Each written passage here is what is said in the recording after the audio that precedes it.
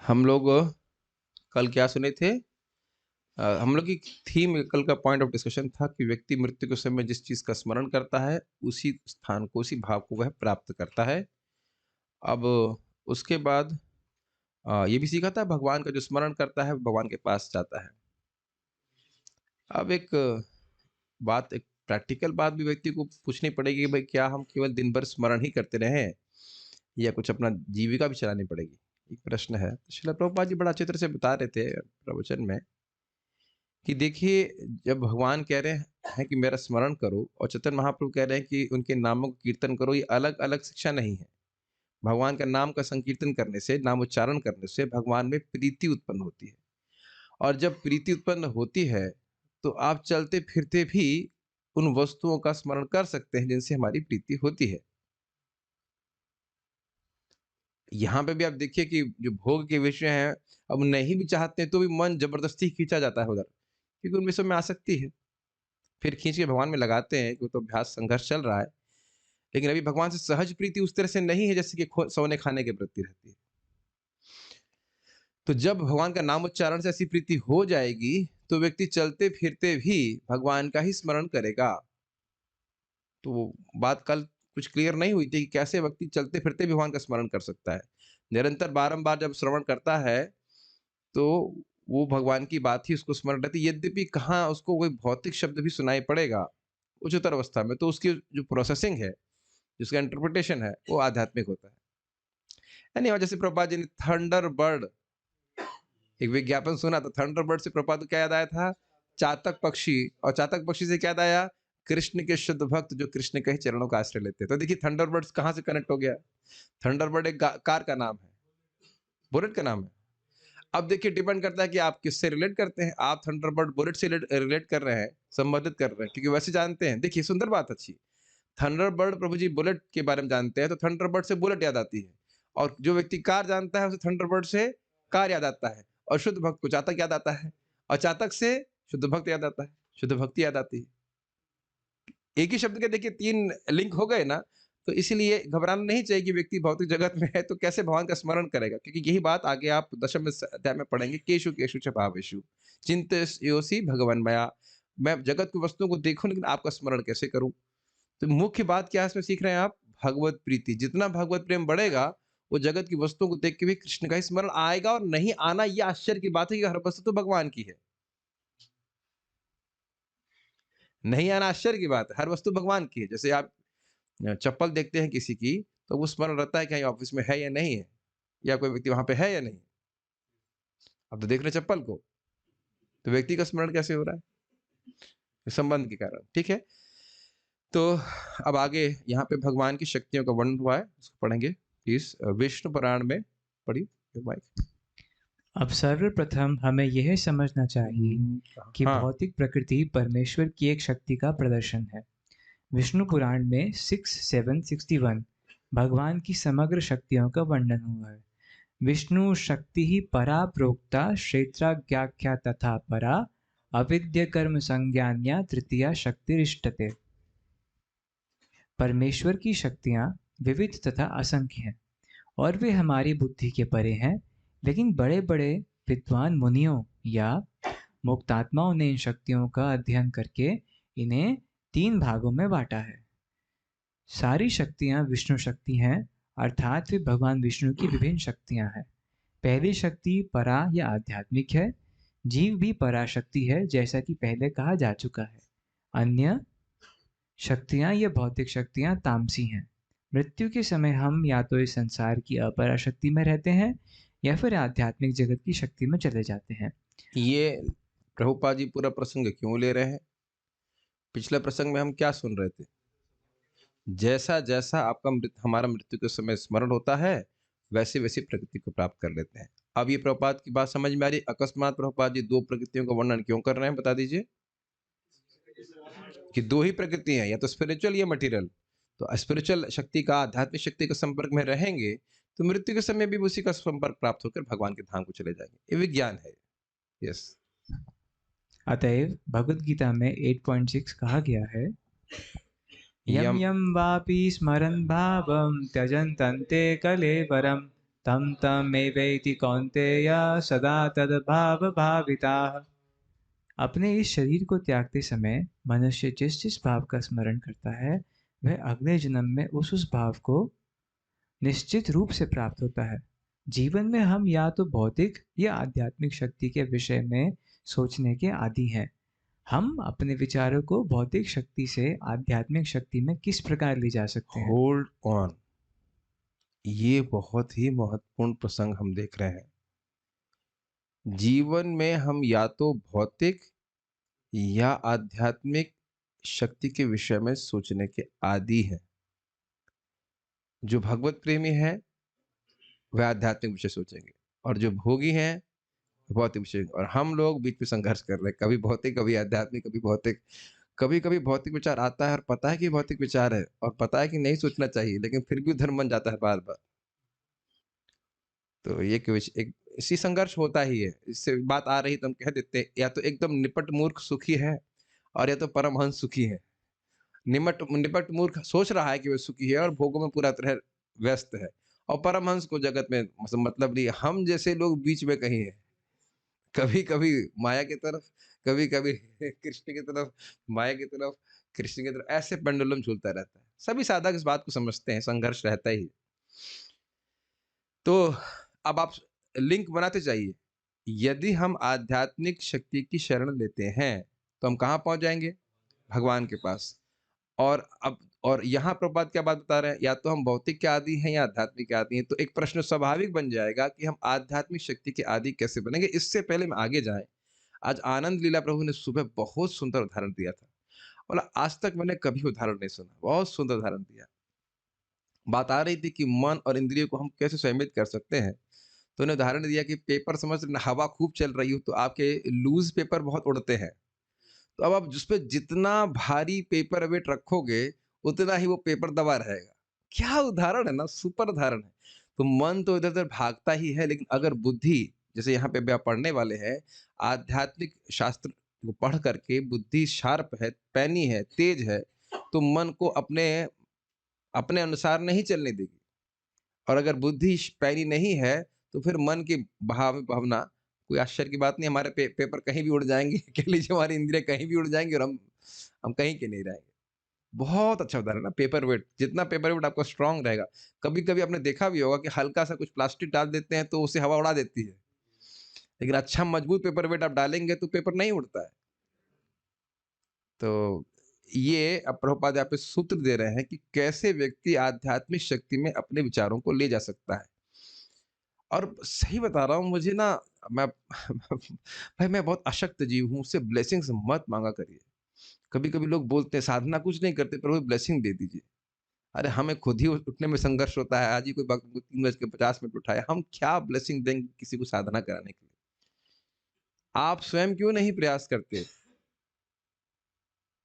That मतलब बातें जब इंटरेक्शन होता है तो हम समझ में आता है, क्या ब्लेसिंग दूँगा? मेरे पास, मैं पहले डिक्लेयर कर दे रहा हूँ, डिस्क्लेमर ऐसे नीचे लिख देना चाहिए, डोंट एक्सपेक्ट ब्लेसिंग्स। ब्लेसिंग देने की क्षमता प्रभुपाद जी में है, भगवान में है, गुरु महाराज में। हमारे पास क्या क्षमता है कि हम किसी को ऐसे हाथ दिखा दें भई? यहाँ बड़ा ब्लेसिंग बड़ी क्लियर है। क्या नाम उनका है? हयग्रीव प्रभु को वैसे ही मैंने पूछा था, कहते हैं ब्लेसिंग तो अपने यहाँ भागवत में है ही। बैठिए क्लास में आइए, क्लास में आएँगे नहीं तो क्या ब्लेसिंग माँग रहे हैं? क्लास में आइए, श्रवण कीजिए, भगवत गीता के शब्द है, अपने आप ही अज्ञान कटेगा। तो अब यहाँ एक बहुत बड़ी बात यहाँ पे हमको सीख रहे हैं। और ये देखिए, मेरे या किसी इस्कॉन के एक डिवोटी या उसका किसी व्यक्ति का मत नहीं है। श्रील प्रभुपाद जी का शब्द आपके सामने है। श्रील प्रभुपाद हमारे प्री एमिनेंट शिक्षा गुरु हैं। उनकी बात से ऊपर किसी की बात नहीं है। ठीक है? अब लोग अपने अलग-अलग कुछ भी मत दे सकें, जो प्रभुपाद जी दे रहे हैं, ये आपको श्रवण करना पड़ेगा, स्वीकार करना होगा, अगर वाक़ई अपना कल्याण क्या चाहते हैं। कैसे हम अपने मन को आध्यात्मिक शक्ति में ले जाते हैं, ले जा सकते हैं, पढ़ेंगे उसको और बहुत ध्यान से सब सुनेंगे इसको। यस, क्वेश्चन पहले फिर से पढ़िए। हम अपने विचारों को भौतिक शक्ति से आध्यात्मिक शक्ति में किस प्रकार ले जा सकते हैं? ऐसे बहुत से साहित्य हैं, यथा समाचार पत्र, पत्रिकाएं, उपन्यास आदि, जो हमारे विचारों को भौतिक शक्ति से भर देते हैं। इस समय हमें ऐसे साहित्य में लगे अपने चिंतन को वैदिक साहित्य की ओर मोड़ना है।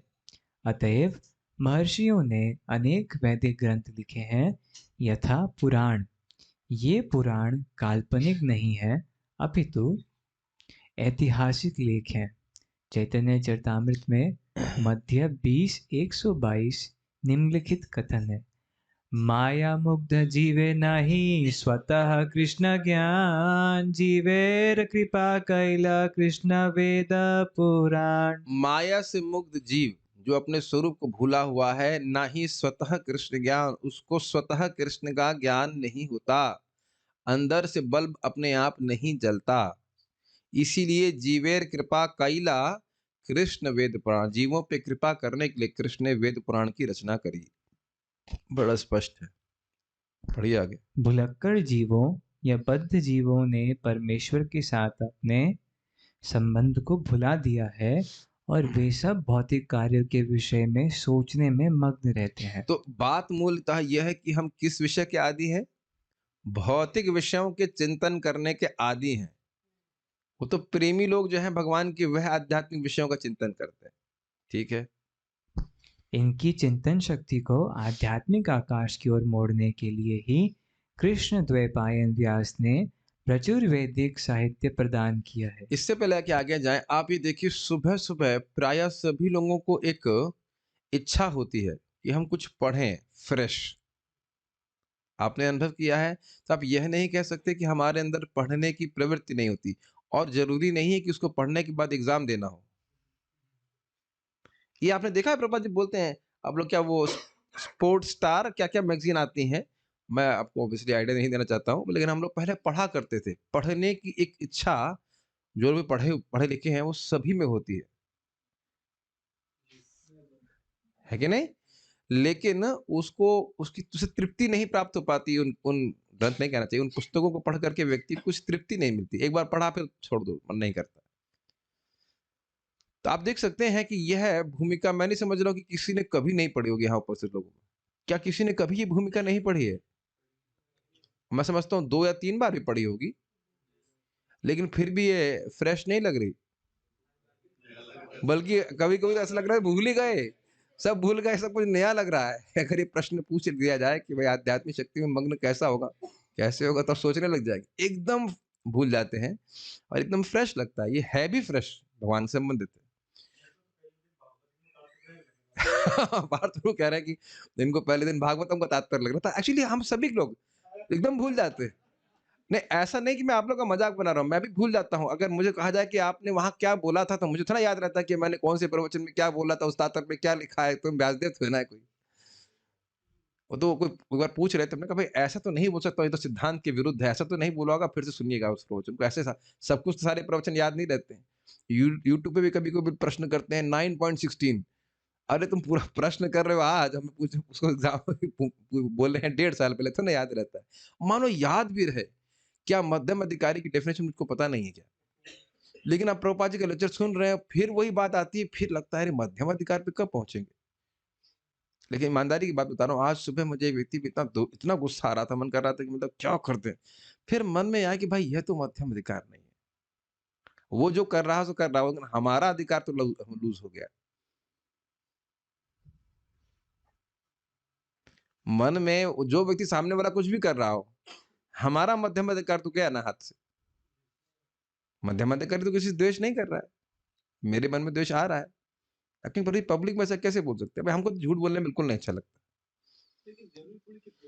द्वेष है, अगर मन में संकल्प आ जाए कि भाई वो मर जाए, ये हो जाए, तो ये सब द्वेष ही है।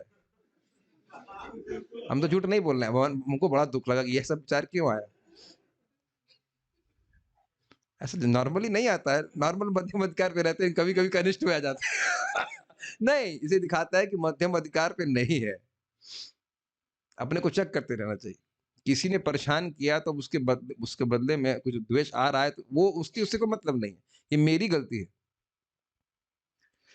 इतना आसान नहीं होता है, बता रहा हूँ ना, जब रियली कोई परेशान करता है तब अपने चित्त को देखिए। क्या नहीं कर रहे हो उससे मतलब नहीं, चित्त को देखिए। एनी हाउ वो सब ठीक है, लेकिन अभी देखिए, अगर मैंने शास्त्र नहीं श्रवण किया होता, तो मैं अपने दोष को कभी नहीं देख पाता कि ये मेरी गलती है। ये मेरी गलती है कि मैं द्वेष कर रहा हूँ। तो खैर हम बात कर रहे थे कि शास्त्र का श्रवण करने से वही परिस्थिति में आप एक स्थिति को बहुत अलग तरह से देखेंगे। आध्यात्मिक दृष्टिकोण से देख पाएँगे और अपने से तो कभी बात नहीं आती कि हमको द्वेष से मुक्त होना चाहिए, राग से मुक्त होना चाहिए, ये तो कभी नहीं आएगा। तो इसीलिए बोल रहे हैं कि आध्यात्मिक आकाश की ओर मोड़ने के लिए भगवान प्रचुर वैदिक साहित्य दिया है। आप में से शायद ही कोई व्यक्ति सोच रहा होगा कि भागवतम जीवन में पूरा कर पाएँगे। जिस तरह से हम लोग को करना चाहिए उस तरह से। पढ़ करके तो जल्दी-जल्दी पूरा कर लोगे, लेकिन एक-एक श्लोक को ठीक से समझ करके, अन्वय करके, उसकी टीका समझते हुए, मुझे तो संदेह हो रहा है ऐसा ना हो कि उससे पहले ही आँख से दिखना बंद हो जाए और कान से सुनना बंद हो जाए। इतना विस्तार है, इतना विस्तार है। उसको अप्लाई करने की तो बात छोड़ दीजिए, समझ ही लें ये बहुत बड़ी बात है। समय जा ही रहा है, समझ ही नहीं पा रहे, समझ जा ही रहा है, समझ ही नहीं पा रहे, जाता जा रहा है, जाता जा रहा है। हाँ, ठीक है, आप हिंदी-हिंदी पढ़िए, जैसे भी पढ़िए, लेकिन एकदम से हठात कोई पूछ ले कि भाई वहाँ क्या लिखा है, तो बड़ा कठिन हो जाएगा ना समझना। समझ ही नहीं आया है, वो ठीक मैं नहीं कह रहा हूँ कि करिए मत, लेकिन बहुत विस्तार है, बहुत विस्तार है। तो इसलिए मैं खाली ये कहना चाहता हूँ, प्रचुर वैदिक साहित्य प्रदान किया अर्थात कोई ये कहे कि प्रभु जी अब इसको छोड़ के कुछ और पढ़ें, तो ये मूर्खता है। इसको तो पूरा कंप्लीट कर लो। भागवतम तो समझ लो पूरा, चैतन्य चरितामृत, गीता तो समझ लो आगे से और सभी हमको भगवान की ओर उन्मुख करने वाले शास्त्र हैं। पढ़िए आगे। सर्वप्रथम उन्होंने वेद के 4 विभाग किए, फिर उन्होंने उनकी व्याख्या पुराणों में की और अल्पज्ञों के लिए उन्होंने महाभारत की रचना की। महाभारत में ही भगवत गीता दी हुई है। तत्पश्चात वैदिक साहित्य का सार वेदांत सूत्र में दिया गया है और भावी पद प्रदर्शन के लिए उन्होंने वेदांत सूत्र का सहज भाष्य भी दिया, जो श्रीमद् भागवतम कहलाता है। आपको बुखार है ना प्रभु जी? आप रूम पे सुन लीजिए ज़ूम के ऊपर। हो सकता हो कोई भी बुखार हो सकता है ना? Can hear on zoom. हाँ, ठीक है। हमें इन वैदिक ग्रंथों के अध्ययन में अपना चित्त लगाना चाहिए। समझ में आया कि नहीं आया? हम लोग जैसे मतलब पढ़ते हैं अपना कॉलेज-वॉलेज के लिए ऐसे आधा घंटा 20 मिनट पढ़ लिया औपचारिकता के लिए तो पढ़ाई अच्छी हो जाती है, अच्छे नंबर आ जाते हैं। उसी प्रकार से वही अर्थ में प्रभुपाद जी अध्ययन कह रहे हैं ना?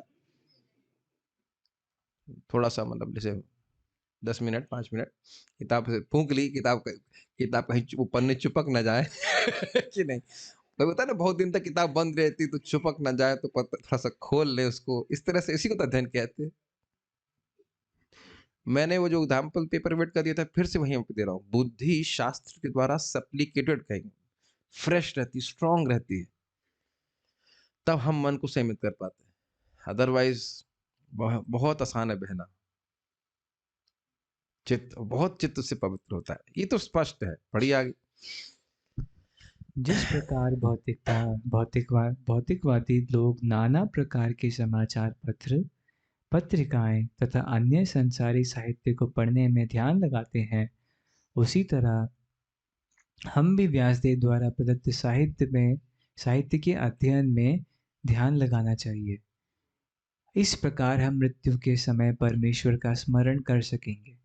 भगवान द्वारा सुझाया गया यही एकमात्र उपाय है और वे इसके फल की गारंटी देते हैं, इसमें कोई संदेह नहीं है। अब आप बताइए कि कितना महत्वपूर्ण बात और महत्वपूर्ण सूत्र श्रील प्रभुपाद जी दे रहे हैं। क्या सूत्र दे रहे हैं? इस वेद पुराण से अर्थात हमारा होना चाहिए श्रीमद् भागवतम, भगवत गीता, चैतन्य चरितामृत, नेटर ऑफ डिवोशन, ये 4 पुस्तक प्रभुपाद बताते हैं। इसी को जीवन में पूरा कर लीजिए। जितना अध्ययन करेंगे और जितना डिस्कशन करेंगे, उतना ही बातें हृदय में और अंदर चली जाएँगी। और आप जब भी करेंगे तो मन अब उधर उन बातों को स्मरण करने में रहेगा। कब भोगों में तो बिल्कुल अभी नहीं कह सकते बिल्कुल नहीं जाएगा, लेकिन जितना अधिक इन बातों की चर्चा रहेगी, मन तो पवित्र हो ही रहा है। और साथ-साथ आप जब भी कर रहे हैं या यहाँ से लेके मंदिर जा रहे हैं, मंदिर से यहाँ आ रहे हैं, तो भी वो बातें घूमती रहेंगी, वॉशरूम में भी बातें घूमती रहेंगी। ये शुरुआत में नहीं लगता है, लेकिन बारंबार, बार-बार सुनते-सुनते और लाइक नियमित सुनते-सुनते, ये नहीं नियमित का मतलब ये नहीं कि वन्स इन अ वीक। कुछ लोग कहते हैं हम नियम से मंदिर जाते हैं, नियम से भागवत जानते हैं, ऐसा नहीं है। एक हफ्ते में 1 बार 10-15 मिनट पढ़ लिया, ये मानव जीवन की उपलब्धि नहीं है। इसको समझिए, ये प्रभुपाद जी क्या कह रहे हैं, सफलता ये है कि मृत्यु के समय हम भगवान का स्मरण करें। We have to be serious about it कि हमें पार जाना है। इस चक्र को रोकना है। और प्रभुपाद जी ने हम यहाँ होल्ड करके इस बात को बोल रहे हैं। प्रभुपाद क्या सूत्र बता रहे हैं? कैसे स्मरण कर पाएंगे भगवान का? श्रीमद् भागवत ग्रंथों का अध्ययन करके आप एक सिंपल सी बात सोचिए, बैक ट्रैक कीजिए, बैक गियर मारिए। जब आपने पहली बार माला जप करना शुरू किया था, तो कृष्ण की नाम रूप लीला सब स्फुरित हो रहा था ना हृदय में। और अभी भी अगर हम भगवान के बारे में श्रवण नहीं करेंगे, तो जैसे माता जी लोगों को सुबह गोभी की सब्जी बनानी, तो वही सोचते रहेंगे गोभी की सब्जी कैसे बनानी है, आलू की भिंडी कैसे, मतलब भिंडी आलू कैसे बनाना है। आपको याद है सच्चिदानंद महाराज इस बात को बता रहे थे? जब तक हम भगवान के बारे में श्रवण कीर्तन नहीं करेंगे, वो जप में भी बस यही चलता रहेगा, ये बनना है, वो करना है, ये करना है। ठीक है, उस सब का भी लाभ है, लेकिन Krishna, we will not be conscious और अवेयर कि कृष्ण है या कृष्ण की कुछ लीला है, कुछ कुछ भी तो स्मरण नहीं रहेगा। मैं क्या कम्युनिकेट कर पा रहा हूँ इस बात को? मैंने देखा मेरे सामने एक बच्चा आकर के बैठा, वो मेरे संग जप कर रहा था, जानते हैं, मैं किसके नाम नहीं रख रहा हूँ, लेकिन उसको कोई इंटरेस्ट नहीं था जप करने में। पापा ने बोल दिया, तू हरे कृष्ण हरे कृष्ण कृष्ण कृष्ण हरे हरे, राम हरे राम कृष्ण हरे कृष्ण कृष्ण कृष्ण हरे कृष्ण हरे हरे। अब इस प्रकार का जप क्यों हो रहा है? क्योंकि कुछ सिद्धांत नहीं सुना है। वो देख करके समझ में आ रहा है, कुछ सिद्धांत नहीं सुना है। कुछ पूछ लो नाम की महिमा, तो कुछ नहीं पता है। उनके टीचर की गलती है, बच्चे की गलती नहीं है कुछ भी। छोटे बच्चे भी सीख लेते हैं। मैं कम्युनिकेट कर पा रहा हूँ क्या? जब तक नाम की महिमा सुनेंगे नहीं, भगवान की महिमा नहीं सुनेंगे, कोई एफर्ट नहीं मारेगा व्यक्ति जप करने के लिए, ये भक्ति में प्रगति करने के लिए। और कृष्ण के स्मरण की तो बात ही छोड़ दीजिए। Does that make sense? इसलिए प्रभुपाद जी बड़ा स्पष्ट कह रहे हैं कि यदि हम मृत्यु के समय भगवान का स्मरण करना चाहते हैं, तो श्रीमद् भागवतम भगवद गीता के स्मरण श्रवण कीर्तन को बहुत महत्व देना चाहिए। कभी आप सोचते नहीं कि 2 बजे से 4 बजे तक प्रभुपाद जी, ऐसा भी नहीं कि खूब दिन में सो रहे हैं 6-7 घंटे। रात में 12 बजे शायद प्रभुपाद जग जाते थे, या 1 बजे जग जग कर के ये सब ग्रंथ क्यों लिखे हैं? ऐसे टाइम पास करने के लिए। आज मैं सोच रहा था कि क्या हम केवल ग्रंथ बाँटते रहें और कोई पढ़ ही नहीं, ना हम ना सामने वाला? क्या ये प्रभुपाद जी चाहते हैं? Does that make sense to you what I am trying to speak? मैं पुस्तक वितरण के अगेंस्ट नहीं बोल रहा हूँ।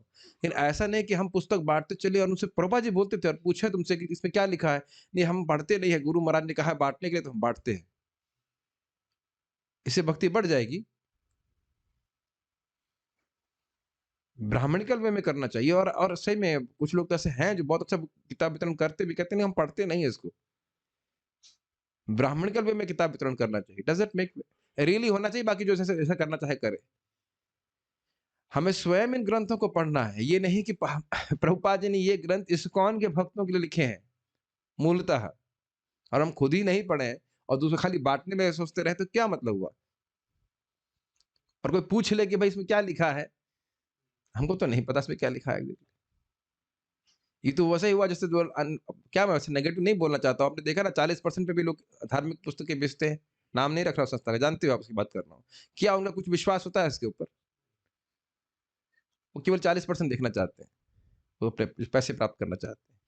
तो ये ध्यान देना होगा, everything should not just become a कर्मकांड। खुद हम स्वयं ग्रंथ को पढ़ें और ग्रंथ को बाँटे भी। अभी वक़्त बता रहे थे, एनी हाउ पब्लिक बात में बात नहीं बोल सकता। पार्थ प्रो बता रहे थे बात, लेकिन याद है उसकी बात बता रहे थे कि हम बता देते, वो भक्त अभी भक्ति में नहीं है। बता रहे थे ना पार्थ कि एक व्यक्ति था जो पदयात्रा में 100 गीता करके आता था, बाद में वो बीड़ भी पी लेता था जाकर के बाहर। अब ये कोई तरीका तो है ना, ये कोई पुस्तक, इस प्रकार का पुस्तक वितरण नहीं बनना हमको बनना। बाद में उसको हटा दिया गया होगा, उससे कि जब मालूम चला कि ऐसे गलत कार्य कर रहा है। ये सब मेरे शब्द नहीं, आपको लग रहा है कि हम कोई निंदा कर रहे हैं, प्रभुपाद जी के शब्द हैं ये, कि तुम किताब वितरण कर रहे हो, तुम खुद खुद पढ़ रहे हो उसकी नहीं पढ़ रहे हो। तो इसलिए दोनों चीज़ें होनी चाहिए, ग्रंथों का वितरण और ऐसा व्यवस्था जहाँ लोग ग्रंथों को पढ़ें, ग्रंथों को समझ सकें। Does that make sense? ये कोई नई बात नहीं कही जा रही। आप सब लोग जो बीटेक पढ़ कर के आए हैं या जो कुछ भी पढ़ के आए हैं, तो टीचर आपको किताब पकड़ा देता है, हाँ, चलो पढ़ लेना भैया घर पे आकर के आप। कोई पढ़ता है इस प्रकार से? कोई समझ पाएगा? Is it not? और देखिए कितना विशाल नेटवर्क बन गया है पढ़ाई का। आप प्रैक्टिकल देखिए, मैथ्स पढ़ रहे हैं, फिज़िक्स केमिस्ट्री पढ़ रहे हैं, कितना विशाल नेटवर्क बन गया है। यद्यपि वह किताब नहीं बाँट रहे।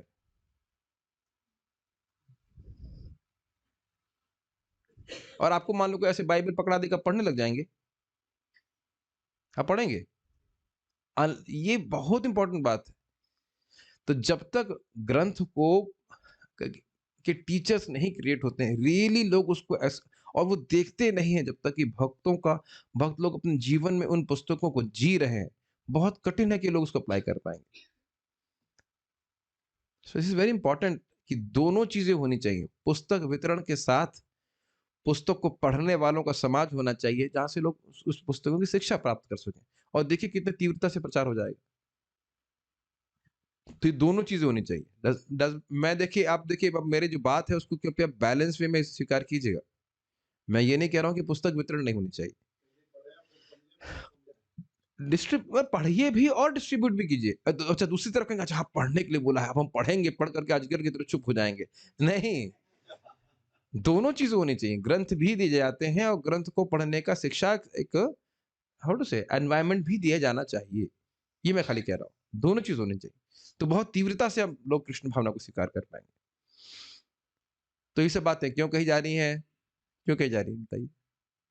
ताकि इन इन ग्रंथों की तरफ लोगों का मन आकृष्ट हो, मन उसके द्वारा भगवान में आकृष्ट हो, उसके लोग अभ्यस्त हो जाएँ, श्रीमद् भागवतम आदि की उनको रुचि हो जाए, तो अब और कुछ फालतू का लिटरेचर ना पढ़ें और भगवान के प्रति आकृष्ट होकर भगवान के पास चले जाएँ। ये उद्देश्य होना चाहिए किसी भी पुस्तक वितरण का या किसी भी प्रचारक का। क्लियर समझ में आ रहा है कि उस व्यक्ति को हमें भगवान के पास ले जाने में सहायता करनी है। केवल भीड़ इकट्ठी करने से नहीं होगा।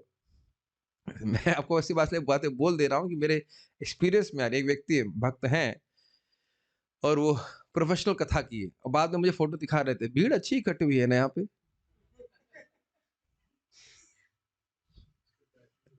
पीपल आर नॉट कॉन्शियस कि वो क्या बोल रहे हैं और किससे बोल रहे हैं। एक तो प्रोफेशनल कथा की है और उसके बाद वो फ़ोटो दिखाने भीड़ तो इकट्ठी हुई है। भीड़ इकट्ठा करने के लिए भागवत कर रहे हैं आप। सी और वो इस्कॉन का डिवोटी है। शायद ये भी संदेह हो जाता है कि इस्कॉन का डिवोटी है कि नहीं, क्योंकि सिद्धांत प्रभुपाद जी का फॉलो नहीं किया। इस तरह से नहीं करना। मैं देखिए, मैं आप लोग सामने इसलिए प्रस्तुत कर रहा हूँ because people can deviate in the संप्रदाय also, they can deviate to that extent. Prabhupada बार-बार बोल रहे हैं कि प्रोफेशनल वे में कथा नहीं करना चाहिए। ऐसी कथाओं से व्यक्ति का मन भगवान में नहीं लगता। Does that make sense? क्योंकि उद्देश्य ही नहीं है, वो तो उद्देश्य क्या है? भीड़ इकट्ठी करने के लिए। तो ये जो बात हम सारी सीख रहे हैं कि एकमात्र तरीका भगवान में मन लगाने का क्या है? भगवान के बारे में श्रवण करना, गंभीरता से श्रवण करना, कीर्तन करना, डिस्कशन करना। और ये गारंटी क्या दे रहा है कि मृत्यु के समय में काफ़ी संभावना है कि हम भगवान का स्मरण करेंगे और भगवान का स्मरण करेंगे तो गारंटी है कि भगवान के पास चले जाएँगे। मैं इसलिए इस बात पे बल दे रहा हूँ कि शायद नहीं समझ पा रहे हैं कि बार-बार जिस चीज़ की चर्चा करते हैं, कैसे वो मन में फ़ीड होता जा रहा है, फ़ीड हुआ जा रहा है, फ़ीड हुआ जा रहा है और वही उभर के बाहर आता है। उम्मीद है कि मैं विश्वास है कि अब तक बात समझ में आ गई होगी और भक्त लोग उसमें अपना वर्क करना शुरू कर दिए होंगे कि हम व्यर्थ की चर्चा से विलग हों और भगवत चर्चा में संलग्न हों। ठीक है, आगे पढ़ते हैं। तब मैं बोलूंगा उसको, मेरे पीछे बोली, तस्मा सर्वेषु कालेषु सर्वेषु कालेषु मामनुस्मर युध्य च मामनुस्मरयुध्य च मय्यार्पित मनो बुद्धिर् मय्यार्पिता मनो बुद्धिर् मामवैश्यस्य संशयः। मामविश्यसि संशयः। तस्मात् इसलिए सर्वेषु कालेषु सभी कालों में माम अनुस्मर युद्ध च, मेरा स्मरण करके युद्ध करो। महाराज से बड़ा अच्छा बोल रहे, कह रहे हैं भगवान यह नहीं कह रहे युद्ध करके मेरा स्मरण करो। ध्यान देना होगा, महाराज कह रहे हैं देखो बड़ा अच्छा, अनुस्मरण, मेरा स्मरण करके युद्ध करो या स्मरण करते हुए युद्ध करो। मय्यार्पिता मनोबुद्धि, इस प्रकार से अपने मन और बुद्धि को मुझ में अर्पित करोगे तो मामे वैश्यस्य संशय, इसमें बहुत बड़ा संशय है कि तुम मेरे पास आओगे। नहीं, ये अर्थ नहीं है, इसमें कोई संशय नहीं है कि तुम मेरे पास आओगे। जान मुझे गलत बोला थोड़ा जगाने के लिए आपको। इसलिए हे अर्जुन, तुम कृष्ण के रूप में मेरा सदैव चिंतन करो। अब देखिए प्रभुपाद बड़ा क्लियर कर रहे हैं, नहीं तो निर्विशेषवादी बोलते हैं माम, माम का अर्थ है वो जो ब्रह्म अंदर बैठा हुआ उसका स्मरण करो, लेकिन नहीं, प्रभुपाद जानबूझकर अनुवाद बड़ा सुंदर तरह से कर रहे हैं, तुम कृष्ण के रूप में मेरा सदैव चिंतन करो। तो आप कहेंगे हाँ भाई कृष्ण शब्द तो आया नहीं है, कहाँ लिखा है कृष्ण बताइए। तस्मात् सर्वेषु कालेषु कृष्ण स्मरण युद्ध तो नहीं लिखा हुआ है, माम मनुस्मरण लिखा हुआ है। तो माम मतलब कौन उससे पहले बोला है? श्री भगवान उवाच। तो कहेंगे अरे भगवान उवाच लिखा है, कृष्ण उवाच तो नहीं लिखा है। ऐसे मूर्खों की हम कोई बात नहीं सुनना चाहते। माम मतलब भगवान, भगवान मतलब भगवान श्री कृष्ण। इसलिए प्रपात कर रहे हैं तुम कृष्ण के रूप में मेरा सदैव चिंतन करो और साथ ही अपने युद्ध कर्म करते रहो। अब कठिनाई क्या है कि युद्ध कर्म या अपने जगत के कर्म करने के तो हम अभ्यस्त हैं, लेकिन भगवान का स्मरण करने के अभ्यस्त नहीं है। तो इस वाले सेकंड वाले भाग को तो हम स्वीकार कर लेंगे, हाँ मैं अपने कर्म करने के लिए भगवान बोल रहे हैं, कर्म करेंगे, लेकिन वो पहला वाला भाग नहीं स्मरण कर रहे हैं। अपने कर्मों को मुझे अर्पित करके तथा अपने मन एवं बुद्धि को मुझ पर स्थिर करके तुम मुझे निश्चित रूप से प्राप्त करोगे। वे अर्जुन से उसके कर्म या वृत्ति पेशा निवेशा को त्याग कर केवल अपना स्मरण करने के लिए नहीं कहते। भगवान कभी भी कोई भी अव्यवहारिक बात का परामर्श नहीं देते। इस जगत में शरीर के पालन हेतु मनुष्य को कर्म करना होता है। कर्म के अनुसार समाज चार वर्णों में विभाजित है: ब्राह्मण, क्षत्रिय, वैश्य तथा शूद्र। ब्राह्मण अथवा बुद्धिमान वर्ग एक प्रकार से कार्य करता है, क्षत्रिय या प्रशासक वर्ग दूसरी तरह से कार्य करता है। इसी प्रकार वणिक वर्ग तथा श्रमिक वर्ग भी अपने अपने कर्तव्यों का पालन करते हैं। मानव चाहे समाज में चाहे कोई श्रमिक हो, वणिक हो, प्रशासक हो या कि किसान हो, या फिर चाहे वह सर्वोच्च वर्ग का तथा साहित्यिक हो, वैज्ञानिक हो या धर्म शास्त्रज्ञ हो, उसे अपने जीवन यापन के लिए कार्य करना होता है। अतः भगवान अर्जुन से कहते हैं कि उसे अपनी वृत्ति का त्याग नहीं करना है, अपितु वृत्ति में लगे रहकर कृष्ण का स्मरण करना चाहिए। मां मनुस्मर। यदि वह जीवन संघर्ष करते हुए कृष्ण का स्मरण करने का अभ्यास नहीं करता, तो वह मृत्यु के समय कृष्ण को स्मरण नहीं कर सकेगा। तो बात यहाँ पे बड़ी स्पष्ट रूप से बोली जा रही है, बहुत स्लो करके बोली गई है। क्यों? पहली बात इसको समझिए, कैसे व्यक्ति कार्य करते हुए भी कृष्ण का स्मरण करेगा? आप उदाहरण से समझ सकते हैं। राजस्थान में पानी लाने के लिए माता जी लोग बहुत दूर से पानी लाते थे, अब तो शायद नल में आने लग गया है, लेकिन अभी भी मैं समझता हूँ उधर जैसलमेर की तरफ लाते होंगे। अब वो 3-4 मटके भी शायद उसके सर पे रहेंगे और हाथ में बच्चा भी होगा और बगल वाली माता जी से झगड़ा भी कर रही होगी वो, ये बात कर रही हो। अब बताइए यह कैसे हो रहा है?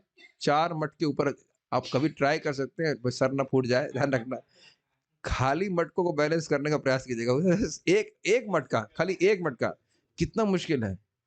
और 4-4, 5-5 मटके, हाथ में एक बच्चा, बच्चा भी रहता ही होगा शायद, बच्चा भी साथ में टाँगा हुआ है। और उसके बाद बातें भी चल रही हैं, तो यह कैसे हो रहा है? Definitely they are conscious also कि मटका भी है। एग्ज़ाम्पल दिया जाता है और मैं उसपे विचार कर रहा था, आप देखो कि कुछ लोग टाइट रोप वॉकिंग करते हैं। टाइट रोप वॉकिंग समझते हैं? रस्सी एकदम टाइट कर दी जाती है और उसके सर के ऊपर एक वो प्लेट रखी रहेगी, उसके ऊपर दिया भी रहती है, डंडा भी रहता है, वो सब तरफ ध्यान जा रहा है। अब ऐसा कैसे हो रहा है बताइए? कितना कठिन होता होगा? और इस जगत में तो आप होता हुआ देखते ही हैं, जो सिक्योरिटी खड़ा रहता है, वो क्या हमेशा सिक्योरिटी के बारे में सोचता है। वो सोच रहा होगा कल सुबह होगी, बच्चे को स्कूल लेके जाना है। तो ऐसी बहुत सारी बातें हम करते हैं, जहाँ हमारी आसक्ति होती है, जगत पे कार्य करते हुए हमारा मन वहाँ पे जाता है। सूत्र समझ गए? तो और इसी को प्रभुपाद जी समझा रहे थे, ये महाप्रभु की वाणी है, महाप्रभु की वाणी है श्रील रघुनाथ दास गोस्वामी के प्रति। रघुनाथ दास गोस्वामी घर से भागने का प्रयास करते, ना रूप गोस्वामी जी और सनातन गोस्वामी जी उनके आश्रय को प्राप्त करना चाहते थे, तो कई पत्र लिखे उन्हें महाप्रभु को। महाप्रभु को उत्तर नहीं दिए। एक पत्र वापस में उत्तर दिया महाप्रभु ने कि जैसे मानो कोई स्त्री है और उसका कोई प्रेमी है, उसका पति तो है लेकिन उसका प्रेमी भी है, तो वह घर के कार्य बहुत अच्छे से करती है ताकि कभी पति को शक ना हो कि उसका एक प्रेमी भी है, लेकिन वह हमेशा अपने प्रेमी से मिलना चाहती है। तो अब कोई व्यक्ति भौतिकता में अगर है, तो यदि उसका भगवान के प्रति प्रेम थोड़ा जागृत हुआ है, तो वह भले ही बाहर काम बड़े अच्छे से कर रहा है, लेकिन हमेशा उसकी मन में ये स्थिति रहती है, कैसे मैं भगवान की भक्ति कर सकूँगा? तो वह स्मरण भगवान कर सकता है। वो बाहरी रूप से कार्य कर रहा है अच्छी तरह से, लेकिन उसकी इच्छा मन में आंतरिक रूप से यही है कि मैं कब भक्ति ठीक से कर सकूँ, भक्ति कर पाऊँगा। ये उन लोगों के लिए स्पेशली है जो समाज में रह रहे हैं और भक्ति करने में मान लो किसी कोई परेशानी कर रहा है, तब इस प्रकार की बात होती रहती है। तो इनसे आप क्या सीख रहे हैं? There has to be a sense of love. प्रेम की भावना होने से व्यक्ति बाह्य कार्य करते हुए भी कृष्ण का स्मरण कर सकता है। नहीं तो अर्जुन के सामने तो बहुत कठिन कार्य था ना। हज़ारों, हज़ारों बाण एक साथ संधान करके छोड़ना, इधर देखना, उधर देखना, कौन मार रहा है? साएँ-साएँ बाण इधर से उधर से आ रहे हैं। कभी आप महाभारत में ज़रा जाके देखिए, इन द सेंस मानसिक रूप से उस स्थान पे जाके देखिए जहाँ बाण हर दिशा में चल रहे हैं। कौन जाने कौन-सा बाण किधर से आएगा? सब तरफ देखना नहीं है बताइए? हम लोग सोच के कभी सोचे नहीं होंगे शायद इस तभी तो अभी जा पा रहे हैं वहाँ पे महाभारत में? कितना कठिन परिस्थिति है और वहाँ तो छुपने-वुपने का कोई हिसाब-किताब भी नहीं कि छुप करके मारी, गोली मारी फिर अंदर घुस गए, ऐसा तो है नहीं। बाण इधर से उधर से कोई व्यक्ति कहीं से बाण चला दे, कोई अस्त्र चला दे, क्या-क्या हो रहा है? और अर्जुन तो टारगेट पे थे ही वैसे भी। अब ऐसी स्थिति में कृष्ण का स्मरण करना यद्यपि कृष्ण सामने भी बैठे हों, फिर भी उनका स्मरण करना कठिन है कि नहीं? अपनी जान बचाने पे का स्मरण करेगा कि कृष्ण का स्मरण करेगा? लेकिन फिर भी भगवान का प्रेमी कर सकता है। तो सूत्र समझ रहे हैं? अब दूसरी बात यहाँ प्रभुपाद जी कह रहे हैं कि भाई जब इस जगत में बच्चे को पालन करते हुए और बहुत सारी अन्य ज़िम्मेदारी सँभालते हुए कृष्ण का स्मरण नहीं कर सकते अर्थात इस जीवन के संघर्ष को करते हुए कृष्ण का स्मरण नहीं कर पा रहे हैं, तो मरते समय कैसे स्मरण करेंगे? मरते समय तो जीवन की परिस्थिति और खराब हो जाती है। So nobody can give an excuse कि मेरा ये था खराब हो गया, वो खराब हो गया तो मैं कृष्ण का स्मरण नहीं कर पा रहा हूँ। मेरे एग्ज़ाम में नंबर कम आए तो मेरा कृष्ण का स्मरण चला गया, नंबर स्मरण हो रहा है। ये बिज़नेस समाप्त हो गया तो हम कैसे भगवान का स्मरण करें? तो बताइए कि मृत्यु के समय क्या हम क्या किसको बोलेंगे बताइए? मृत्यु के समय कौन मदद कर पाएगा फिर? आप जानते हैं ना कि जब एग्ज़ाम दिए होते हैं, फाइनल एग्ज़ाम से पहले कौन से एग्ज़ाम होते हैं? प्री होता है, प्री से पहले भी कुछ होता है, मिड टेस्ट होते हैं। अब जब मिड टेस्ट में ही फेल हो रहे हो आपने देखा है स्टूडेंट के रूप में हम लोग की आशा रहती है, अरे मिड टेस्ट फेल हो गए तो क्या? लास्ट में हम चौवा मारेंगे। किए हैं अपने पास है? मैं ऐसा कर चुका हूँ आईटी में लेकिन ऐसा होता नहीं है। मिड टेस्ट में जब पढ़ नहीं रहा होता है, तो लास्ट में भी बहुत अच्छे नंबर लाना मुश्किल होता है। हाँ, आप लोग क्या हो जाता होगा कि कुंजी पढ़ कर के शायद हो जाते हो, पता नहीं। हम लोग के यहाँ तो पेपर वो व्यक्तिगत रूप से सेट किया था। ऐसा नहीं था कि वो पिछली बार जो आया फिर वही आता है, ऐसा नहीं। कोई कुंजी सेट नहीं होती। आप लोग के यहाँ ऐसा होता था एग्ज़ाम उसी तरह का होता था? हमारे यहाँ सेट तरीके से एग्ज़ाम नहीं आता था। अगर हमारे तो अलग ही हिसाब-किताब था, क्या याद करना उसका लेकिन बहुत सेट करके वो पेपर दिया करते थे। तो अगर नहीं पढ़ाई की है, तो अब एकदम एक दिन पढ़ कर के तो फिर दुस्तर है वो, जन्म मृत्यु के चक्र की तरह वो पेपर भी दुस्तर हो जाता है, समझ में नहीं आता है पार करना।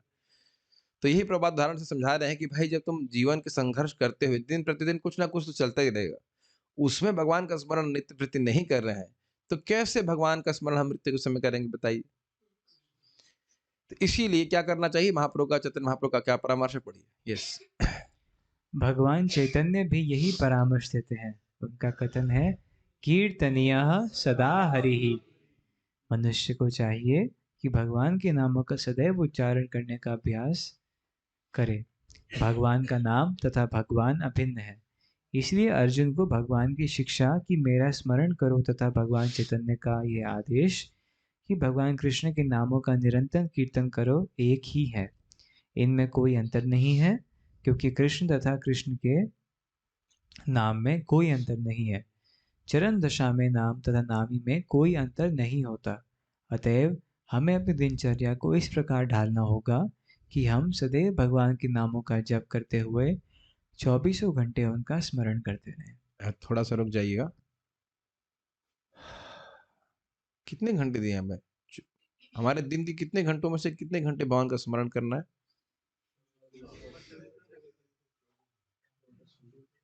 अब ये कैसे होगा? एक बात तो आप लोग स्वीकार करेंगे, हम तो अपने मतलब ब्रह्मचारी भक्तों को बोल रहे हैं कि ऐसा आप नहीं कह सकते कि केवल 16 माला के लिए ही टाइम दिया जा रहा है। एक व्यक्ति हाथ खड़ा कर दें यहाँ पे कि केवल 16 माला के लिए टाइम दिया जा रहा है और इतनी सेवा दी जा रही है शुभ कृष्णदास जी के द्वारा कि 16 माला से एक माला करने का मौका नहीं मिल रहा है। जैसे गेहूं अरे गन्ने के मशीन में जूस निकाला जाता है, ऐसा ही यहाँ पे हमारा जूस निकाला जा रहा है। तो निवेदन है कि बढ़ाइए। साधुओं की बात मैं एड्रेस कर रहा हूँ, लाल कपड़े में व्हाइट में ज्वाइन किए हैं। क्लास के बाद प्रजल्प क्लास नहीं शुरू होती, आप करते भी नहीं हो, मैं नहीं कह रहा हूँ कि आप कर रहे हो।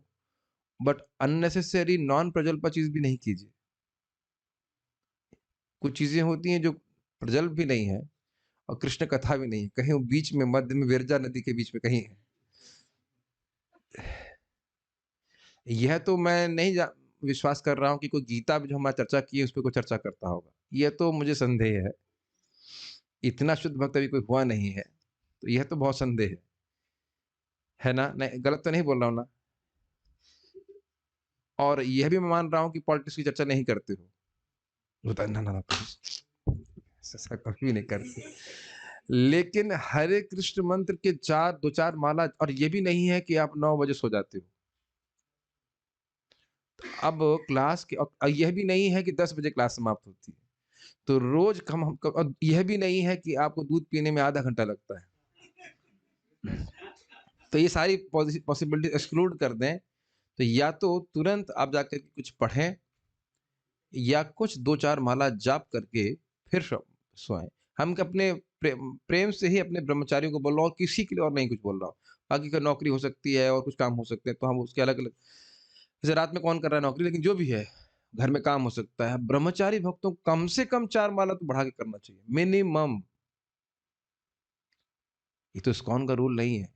क्या लिखा है आचार्य जी? 24 घंटे प्रभात बोल रहे हैं। कम से कम 4 माला तो बढ़ा के करना चाहिए।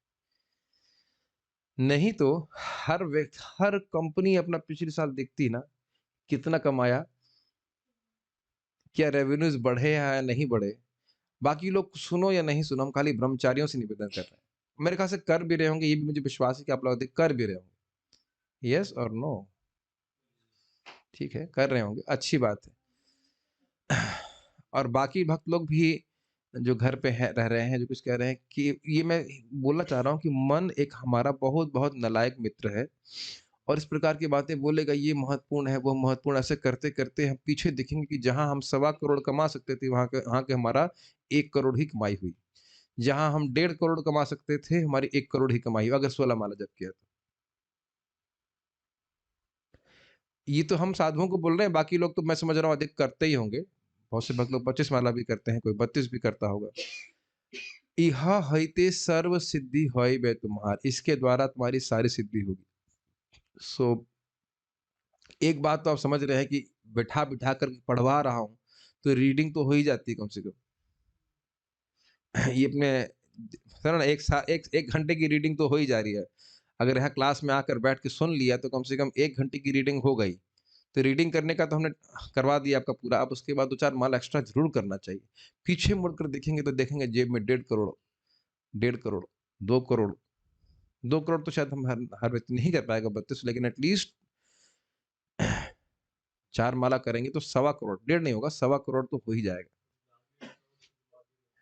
धाम में भजन कर रहे हैं, वो तो फिर कहना ही क्या, ठीक है ना?